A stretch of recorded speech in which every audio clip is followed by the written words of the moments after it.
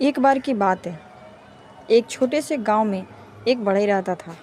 नाम था हरीराम। हरीराम को लकड़ी से चीज़ें बनाना बहुत पसंद था। उसके पास पहले से ही कई औजार थे और वह छोटी मोटी चीज़ें बनाकर अपना गुजारा करता था। एक दिन अचानक ही उसे शौक चढ़ा कि वह अपने घर में दो जानवर पाले, एक तोता और दूसरा कछुआ। तोता बहुत बातूनी था, हमेशा चहचहाता था और खुद को बहुत होशियार समझता था। वहीं कछुआ चुपचाप अपने काम में लगा रहता था, धीमा चलता था और बहुत धैर्यवान भी था। एक दिन हरीराम ने दोनों को एक खेल खेलने के लिए कहा। उसने अपने आंगन में लकड़ी की कुछ छोटी छोटी अलमारियां बनाईं। हर अलमारी बंद थी और उसमें से किसी एक में एक मीठा सेब रखा गया था।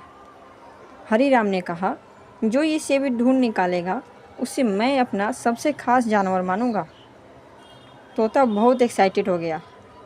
उसने पहली अलमारी खोली, कुछ नहीं मिला। फिर दूसरी खोली, फिर तीसरी, और जैसे जैसे वह असफल होता गया वह चिड़चिड़ा होने लगा। कुछ ही देर बाद उसने गुस्से में पंख फड़फड़ाए और बोला, यह बेकार का खेल है, मुझे यह सब नहीं करना। सेब मिलेगा भी कि नहीं ये कौन जानता है। और वह उड़कर पेड़ की डाल पर जाकर बैठ गया। अब कछुए की बारी थी। धीरे धीरे उसने एक एक अलमारी को खंगालना शुरू किया। उसके चेहरे पर न तो चिंता थी और न ही हार की कोई झलक। वह बस अपने काम में लगा रहा। आखिरकार 10वीं अलमारी खोलते ही उसके चेहरे पर मुस्कान आ गई। उसमें वही सब रखा हुआ था। वह खुशी खुशी उसे लेकर हरीराम के पास गया।